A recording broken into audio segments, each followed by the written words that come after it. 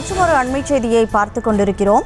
நெல்லை மாநகராட்சியில் மாடுகளை சுற்றித் திரியவிட்டால் முதலில் பிடிபடும் போது 5,000 ரூபாயும், இரண்டாவது முறையாக பிடிபடும் போது 10,000 ரூபாயும் அபராதம் விதிக்கப்படும் என மாமன்ற கூட்டத்தில் அறிவிக்கப்பட்டிருக்கிறது. அந்த அண்மை செய்தியை பார்த்து கொண்டிருக்கிறோம்.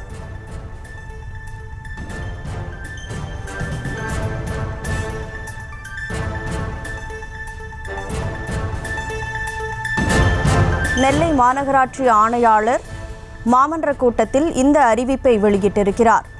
சாலையில் சுற்றித் திரியும் மாடுகளின் உரிமையாளர்கள் மீது குற்றவியல் நடவடிக்கை எடுக்கப்படும் எனவும் இந்த கூட்டத்தில் அவர் எச்சரிக்கை விடுத்திருக்கிறார். அந்த அண்மை செய்தியை பார்த்து கொண்டிருக்கிறோம். சாலையில் மாடுகளை சுற்றித் திரியவிட்டால் சம்பந்தப்பட்ட உரிமையாளர்கள் மீது குற்றவியல் நடவடிக்கை எடுக்கப்படும் என மாமன்ற கூட்டத்தில் நெல்லை மாநகராட்சி ஆணையாளர் எச்சரிக்கை விடுத்திருக்கிறார். அது தொடர்பான அண்மை செய்தியை பார்த்து கொண்டிருக்கிறோம்.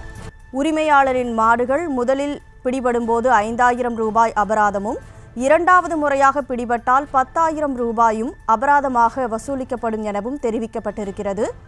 முழு விவரங்களை வழங்குவதற்காக செய்தியாளர் ராஜா இணைப்பில் இருக்கிறார். வணக்கம் ராஜா, கூடுதல் விவரம் என்ன? வணக்கம் கனிமொழி.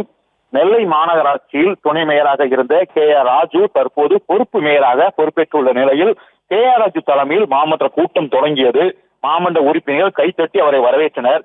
கூட்டத்தில் கடந்த 28/6/2024 அன்று சாதாரண கூட்டத்தில் ஒத்திவைக்கப்பட்ட தீர்மானங்கள் 102 மற்றும் அவசர கூட்டத்தில் ஒத்திவைக்கப்பட்ட தீர்மானங்கள் 28 என 130 தீர்மானங்களும் இன்றைய கூட்டத்தில் புதிதாக 63 தீர்மானங்கள் என மொத்தம் 193 தீர்மானங்கள் விவாதிக்கப்பட்டு வருகிறது.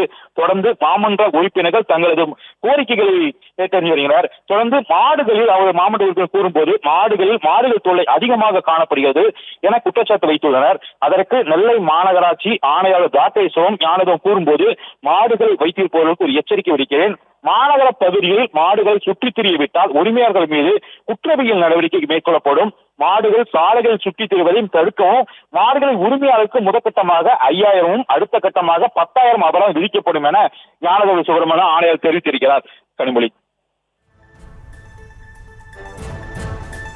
தகவல்களுக்கு நன்றி ராஜா.